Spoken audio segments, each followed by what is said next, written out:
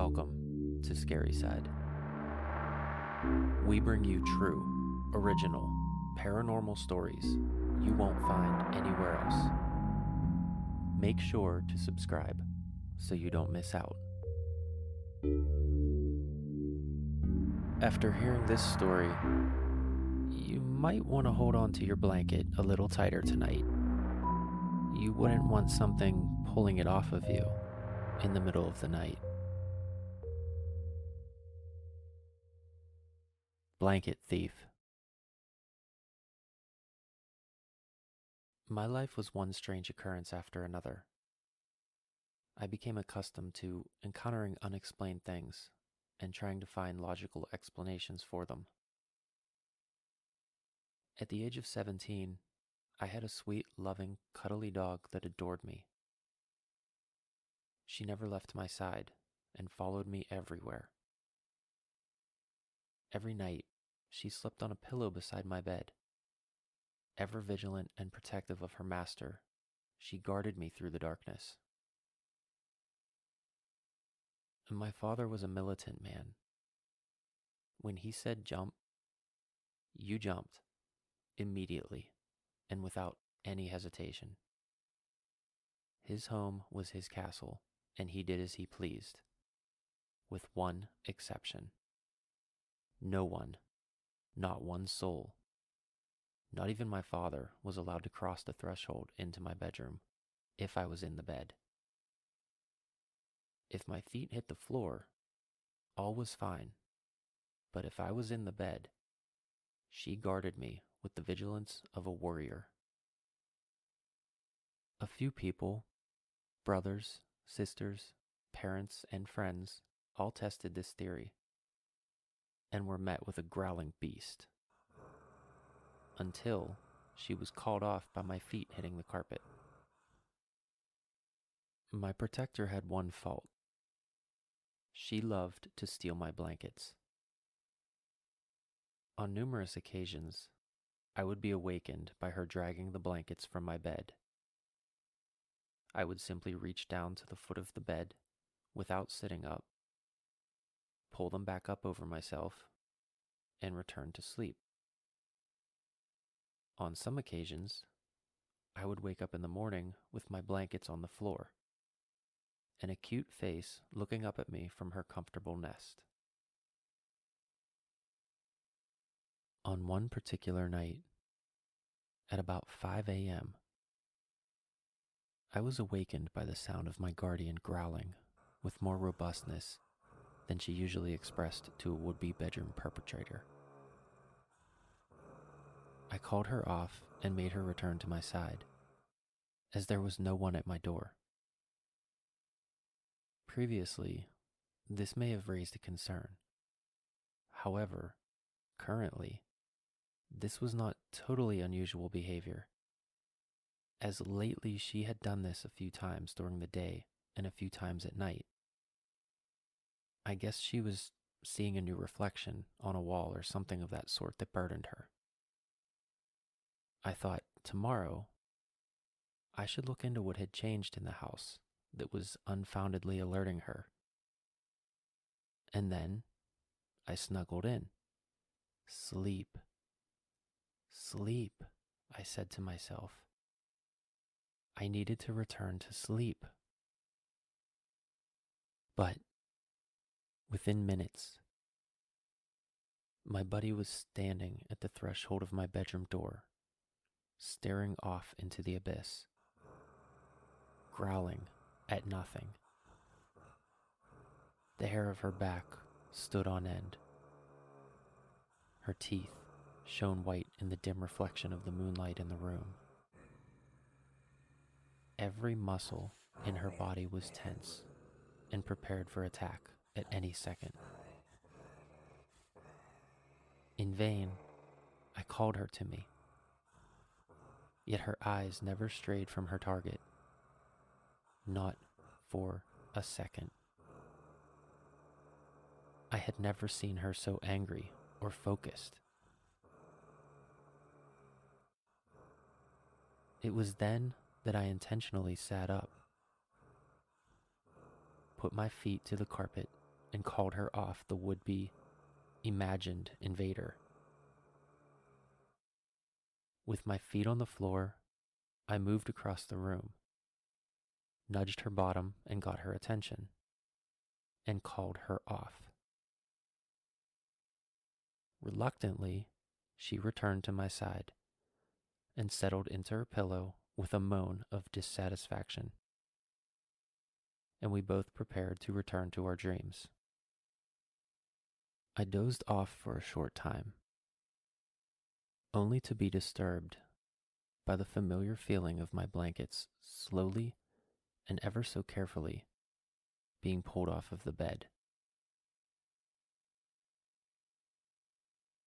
As I had so many times before, with my eyes still closed, I pulled them back over myself and I tried to drift off to sleep.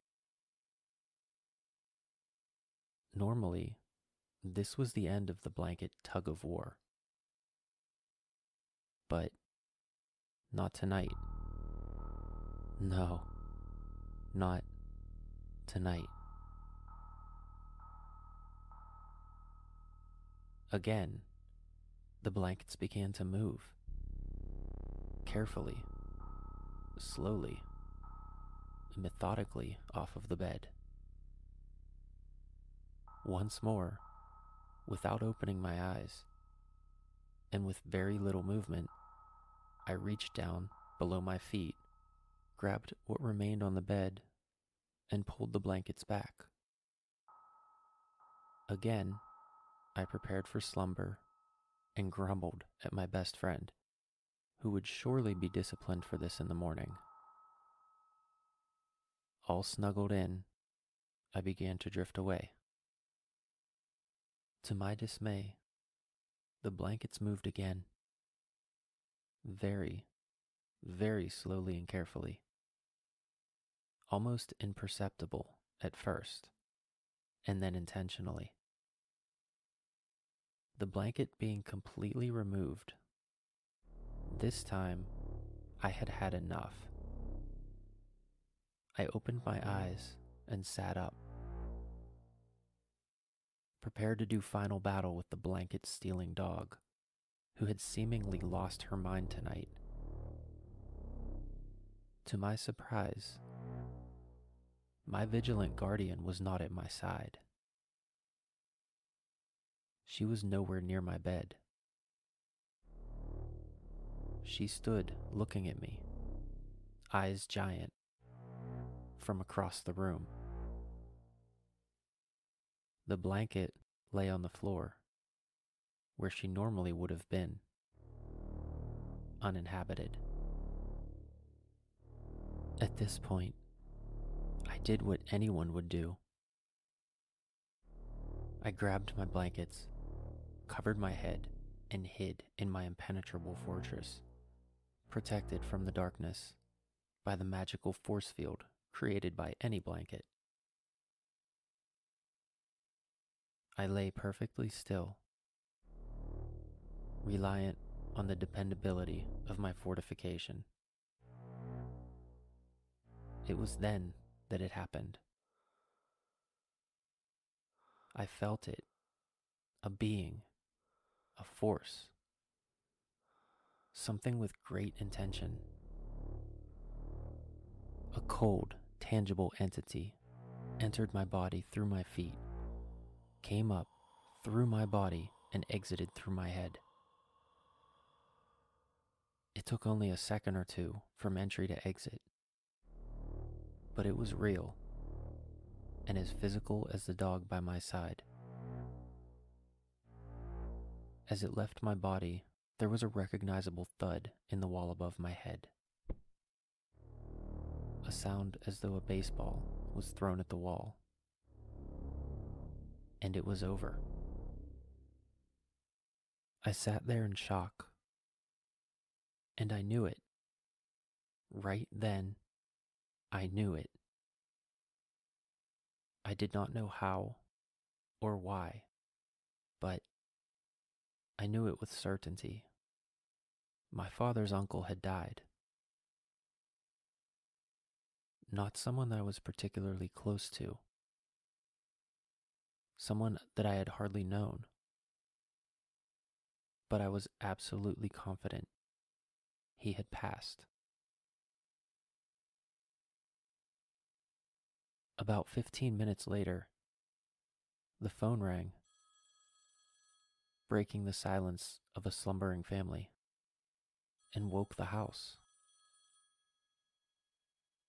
I heard my mother's voice discussing with and thanking an unknown agent for alerting her of the death of our great uncle. Years have passed since this occurrence. When I think back now to all of those times my blankets were found on the floor, to all of those times my blankets moved from my body, I wonder, did I ever have a blanket-stealing dog?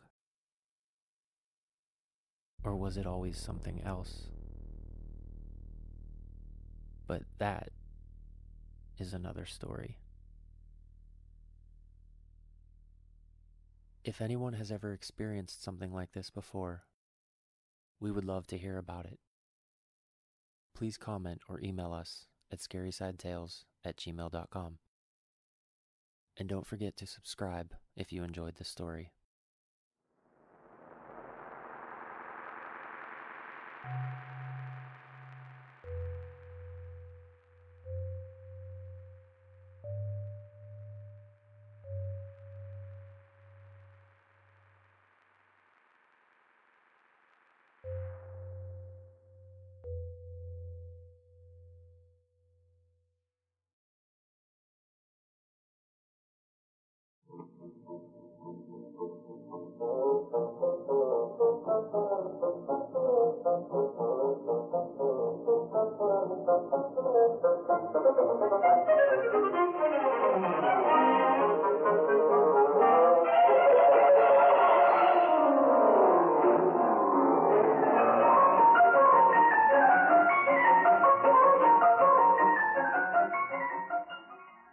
Welcome to The Great Detectives of Old Time Radio.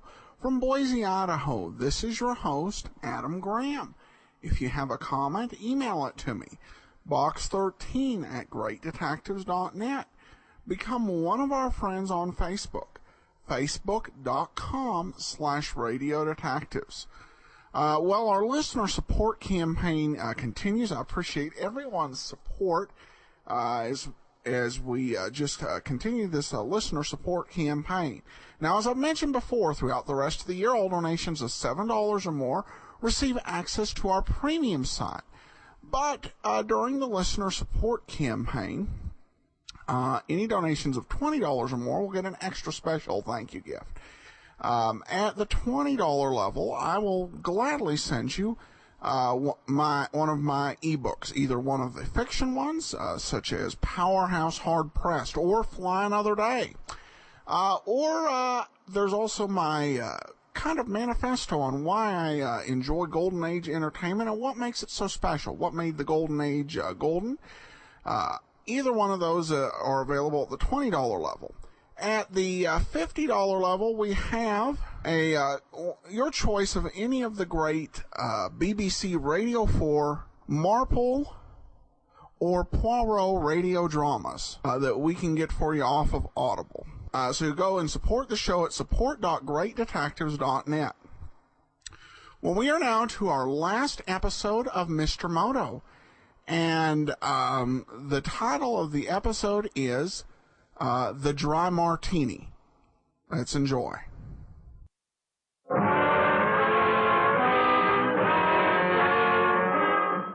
wise person once said that vengeance is a dish that should be eaten cold.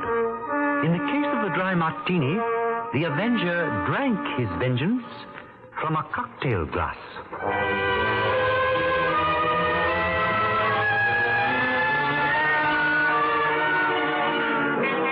It began as the routine investigation of a tip on a West Coast smuggling operation. Although I arrived in San Francisco after business hours, I found Mr. Jerome Pearson, the head of the Monsoon Trading Company, still at work in his office. Well, Mr. Moto, this is indeed a pleasure. I've wanted to meet you for a long time. Thank you, Mr. Pearson. Sit down. Yes. No. Take the leather chair. It's more comfortable. Thank you. I will not take up much of your time, Mr. Pearson. Well, I was just on the point of knocking off for the day. Have a cocktail? Oh, no, thank you. Well, nothing like a dry martini to step you back after a long, hard day's work. Sure you won't join me? Quite sure, Mr. Pearson. Thank you. Well, some people think that a martini should be stirred. But I say if you don't shake a cocktail, it's never really cold. I am told there are two schools of thought on that. Cold, dry, perfect. Well then, Mr. Moto, what's on your mind? I was sent here to San Francisco to investigate an anonymous letter. About me? Not specifically. Your firm, the Monsoon Trading Company, was mentioned by name. In what connection, sir? In connection with a smuggling operation. Were you able to trace the writer of this letter? Not yet, sir. Well, if there's any smuggling going on this firm, I don't know anything about it, Mr. Moto. Would it be possible for such a thing to occur without your knowledge?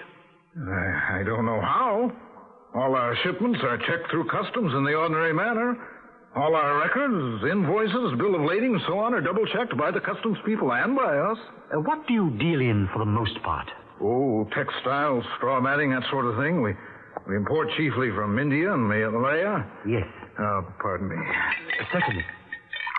Dividend. What shipping firms do you deal with? Well, we generally wait until we have a full cargo and charter a ship. I see. If you'd like to look over our records, our treasurer, Mr. Harper, will be only too glad to show them to you. Oh, thank you, Mr. Pearson. When would that be convenient? Oh, say, first thing tomorrow morning? Excellent. Please be on time. Time's money, you know.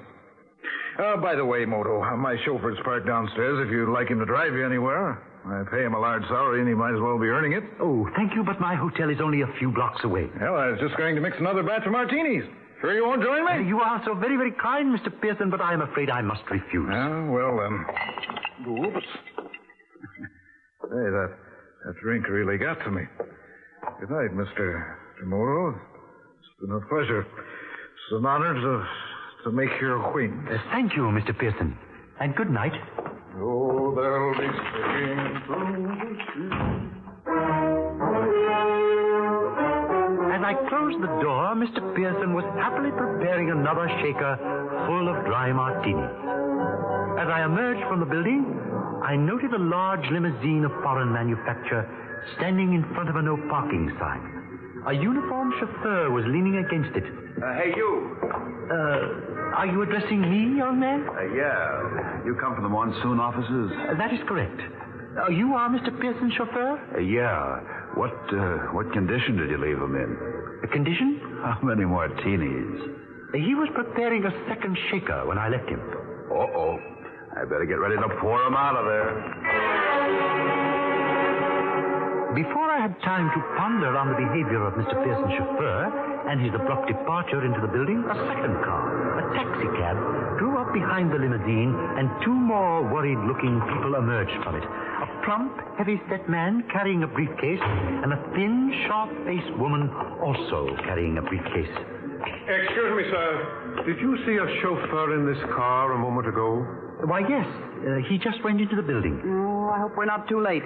If you are on your way to see Mr. Pearson, I believe you will find him in his office. What condition did you leave him in? Everyone seems very much concerned about Mr. Pearson's condition. Well, I've got a payroll for him to sign. I want to catch him while he can still write. Oh, you are Mr. Harper? Yes, I am. Who are you? Mr. Moto. Mr. I.A. Moto. I'm Mary Donahue, Miss Moto. I'm the attorney for this corporation. Ah, yes. I want you to know that anything he said to you while under the influence of martinis will not hold up for 5 minutes in any court of law. Thank you, Miss Donahue. I will remember that. You'll have to excuse us now, Mr. Moto. Come along, Mary. If we're too late, I'll hold you responsible. Oh, shut up. They disappeared rapidly into the building, and I walked on back to my hotel. When I rose the following morning and read the morning paper, I saw a story headlined, Corporation Head Waylaid by Mysterious Assailant. Chauffeur foils would-be kidnappers at offices of Monsoon Trading Company. Before I could read the text, my telephone rang. Mr. Moto speaking. Mr. Moto, this is Pearson. I must see you at once. I have some information for you. Where are you at present, Mr. Pearson? In the hospital? I left that pest house this morning. I'm at my residence, 1000 Marina Boulevard. It'll take you exactly 20 minutes by cab. You'll meet me in front of the building now, and we'll have our conference in my car en route to the office. I will meet you there in 20 minutes. 20 minutes then. I'll expect you. Time is money, you know.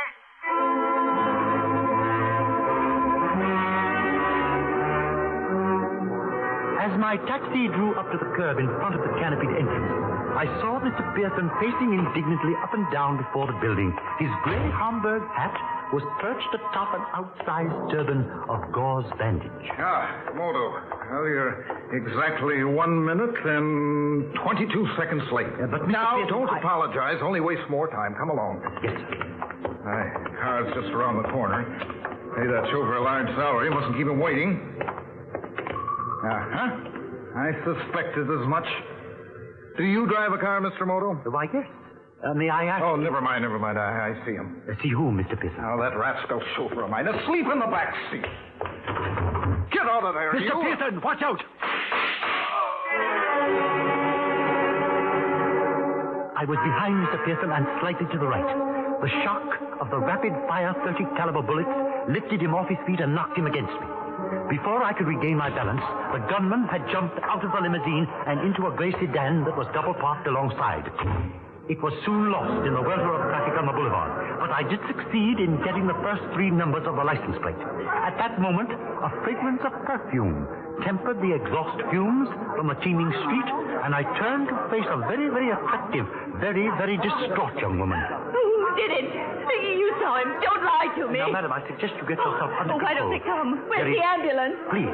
Why are all those people standing around staring at him? Make them go away. I can't stand it. I just can't. Madam, I must ask you to stop this at once. What? Oh! I said stop it! Oh! That is very much better. Now then, who are you? His wife. It was all my fault. How? I called Ernie out the window and asked him to come upstairs. Yes? I wanted him to return some lingerie. They sent the wrong color. Peach. Who is Ernie? Our chauffeur. I was looking for the sales check when we heard the shots. Oh, is Jerome really dead? This time? Quite dead, Mrs. Pearson. And may I say that your grief is very, very touching? Poor Jerome. He looks so natural, stretched out there on the pavement. I keep thinking he'll get up and stagger on into the elevator. He didn't drink at all well. Why don't you go upstairs and relax, Mrs. Pearson? All right, I'm going. Oh, Nettie, you all right? Ernie, where did you go? Oh, down to the garage. I heard a car drive in. Poor Mr. Pearson. It's all my fault. Oh, no. No, it's mine. If I only hadn't mislaid that sales check. Huh? When I called you out the window to come and get that package. Oh. Okay. Oh, that. All right. What do we got here? Who's the witness? I was with him when it happened, officer. Name? Moto. Mr. I.A. Moto. All right. Clear a space there. Come on. Let him through with that stretch over there. Oh, step over here out of the crowd, Mr. Moto. I want to get your statement. This one's DOA, boys. Pardon me, Mr. Moto. That is quite all right. Are you ready for that statement? Oh, yeah. You got a pencil? No, thanks. Okay, let's have it. This man is Jerome Pearson, the chairman of the board of an importing firm called the Monsoon Trading Company. Mm-hmm. You have that? Yeah. Last night, he was working late at his office and was knocked out and robbed. He telephoned me this morning. He did not say what was on his mind, but he seemed quite agitated. The gunman was crouched in the back seat of the limousine, and the muzzle of a carbine emerged when Mr. Pearson opened the door. I see. What did he look like? I did not see him distinctly. If you will look at the design of the car, you will see why. The back and sides are almost completely enclosed. Yeah. What about the getaway? I saw the getaway car and the back of the killer's head. The car was a gray 2-door sedan. I saw only the first 3 digits of the license plate. 5D9. Anything else? Yes. May I have my pencil back, please? Very, very funny. Mr. Moto. What did that policeman say to you? Very little, Mrs. Pearson, but I suggest that you and that chauffeur get together on those alibis of yours. Well, I don't know where Ernie is.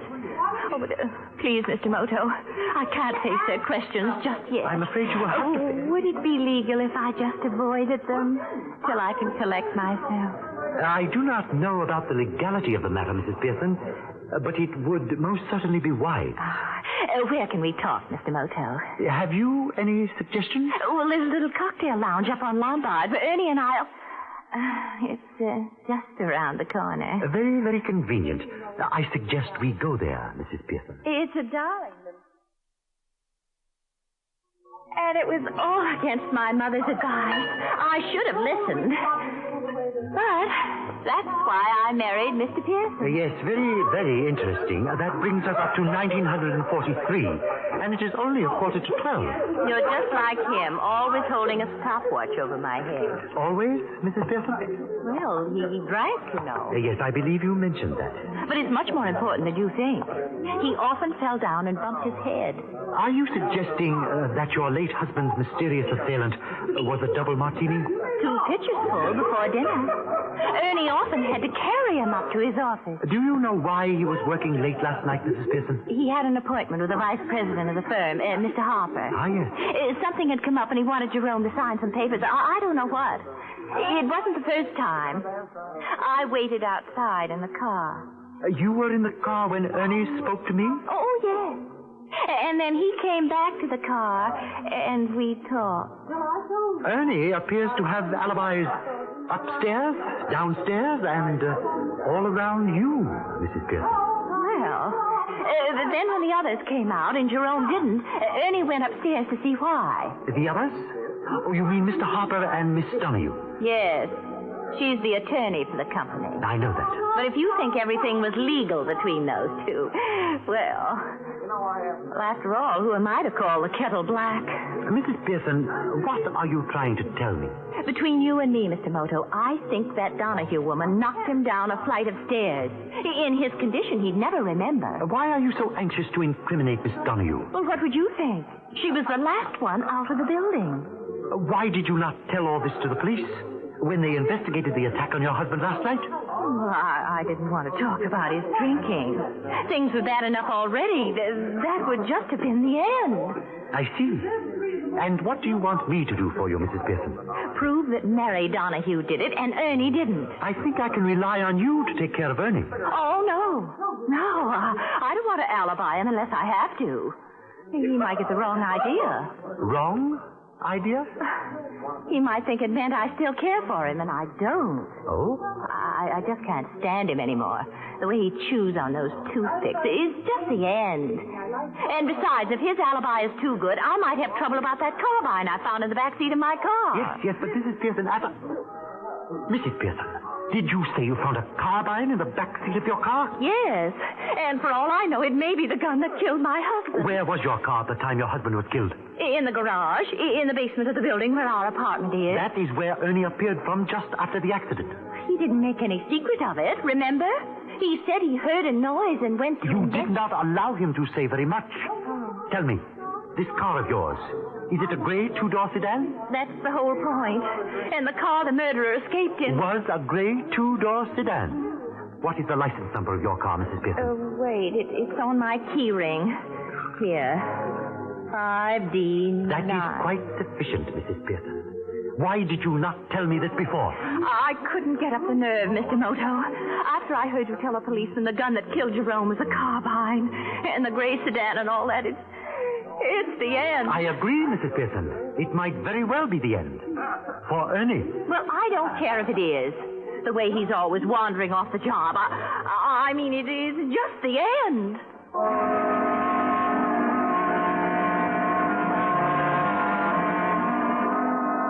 I sincerely hoped that she was right, but I did not think so.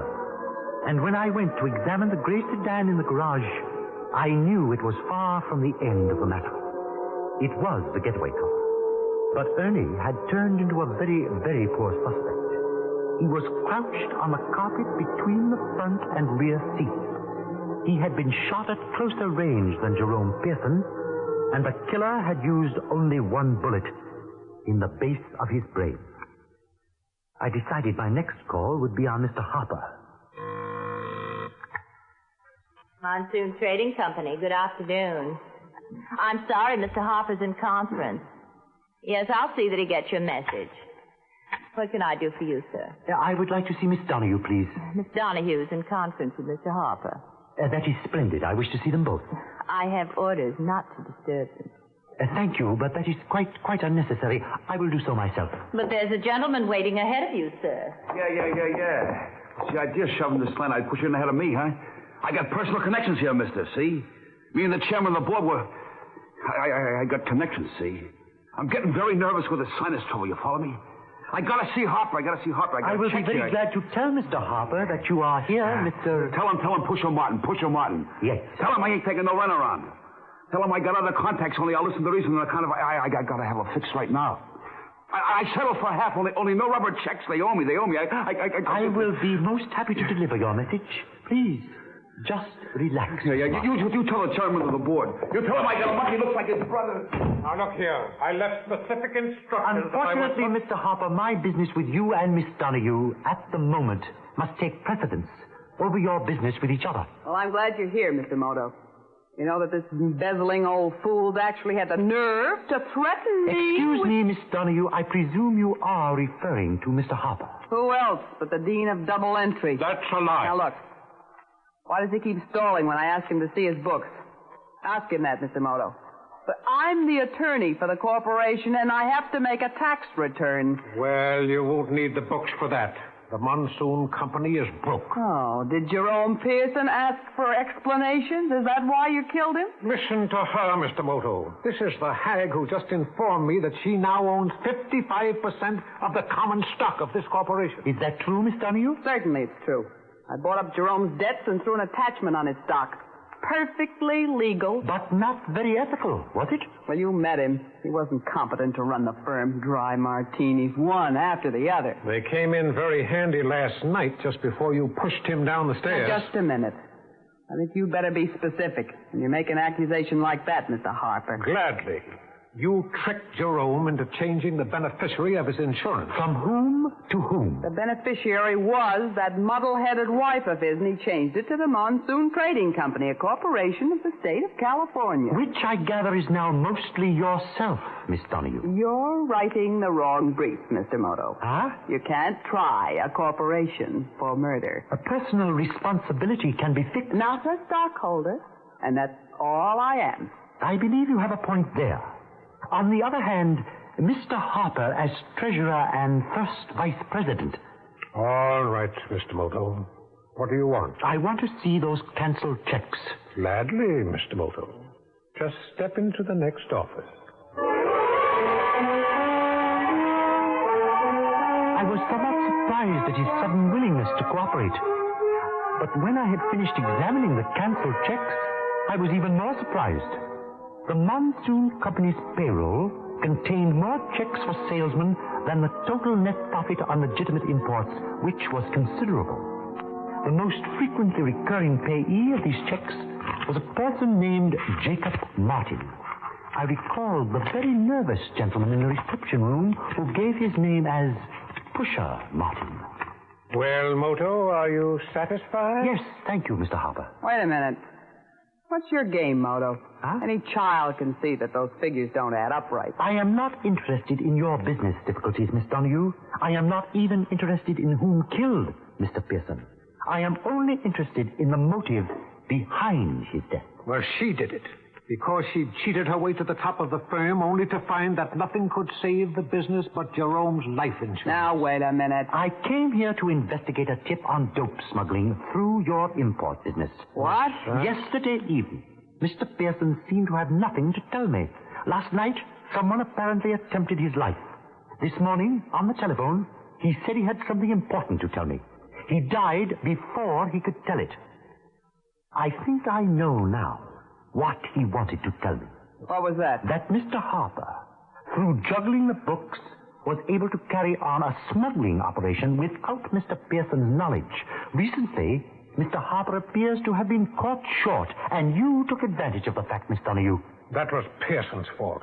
He withdrew a terrific amount of cash the day before he was killed. No explanation. I'll explain plenty when I drag you into court. You can count on me for a witness, Mr. Moto. My suspects were beginning to cancel each other out. But of one thing I was certain. The actual shootings had been done by a hired killer. And the fact that he operated in broad daylight on a crowded street, taking such desperate chances, indicated that he was either insane or a drug addict. I suspected the latter. As I left Harper's office, I observed Pusher Martin had decided not to wait, but I soon located him in a dingy establishment called the Atlas Hotel. What do you want? I want to talk to you, Mr. Pusher Martin. Oh, yeah. Come on in. Got anything for me? Okay, where's the stuff? Do not be so impatient, Mr. Martin. Oh, I don't feel so good, I tell you. That monkey that's breaking my back. You can still feel worse. What do you want? I got money. I got a check for $1,000. That will not suffice. I need information. You don't got nothing from me. Who gave you that $1,000 check, Martin? Oh, leave me alone, will you? Leave me alone! Sick. I have plenty of time, Martin, and I feel very much better than you do. Hey, will you find that croaker for me? I put him on a send for a Jolie be fake. I will do what I can for you, but you will have to help me. Who gave you that $1,000 check? Oh, I can't stand it no more. It's breaking my back, I tell you. It will get worse, Martin. Okay. My shirt pocket. Do not exert yourself. I will get it. This little smudge on the counter. I'm so wet. You see that, the signature, the chairman of the board? Yeah, chairman of the board. Who forged this signature, Martin? He wrote it himself. He wrote it himself right in front of me. What was it supposed to be in payment for? He wanted I should knock off his brother. Then you made a mistake, didn't you?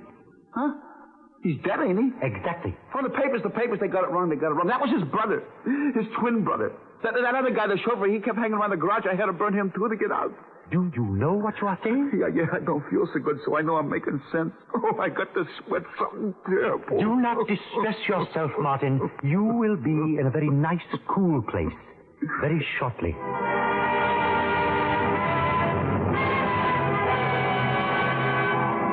After I had turned Pusher Martin over to the police, I investigated his story as thoroughly as I could at that late hour.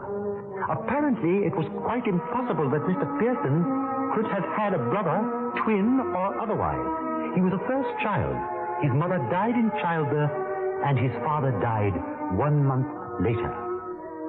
Unfortunately, I was not finished with Mrs. Pearson.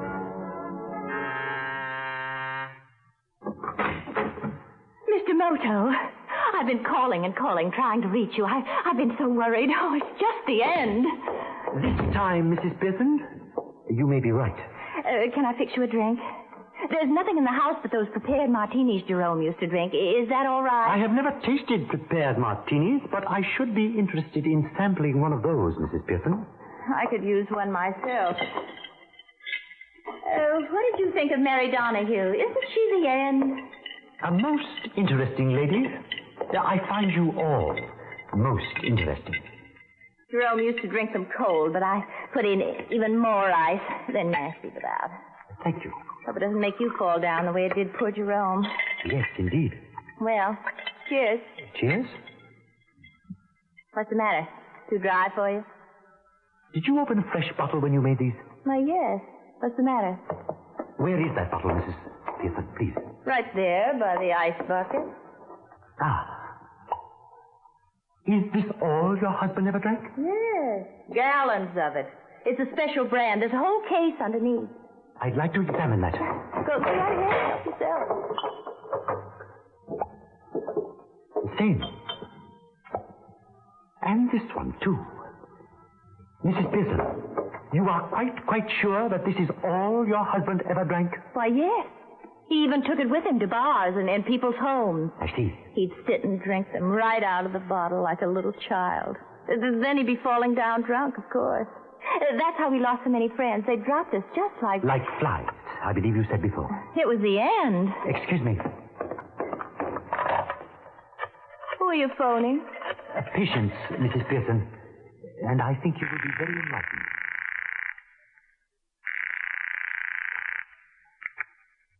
Homicide, Mr. Gary speaking. This is Mr. Moto, Mr. Gary. Oh, yes, Mr. Moto. Has the autopsy been performed on Jerome Pearson yet? Yes, Mr. Moto, they rushed him through.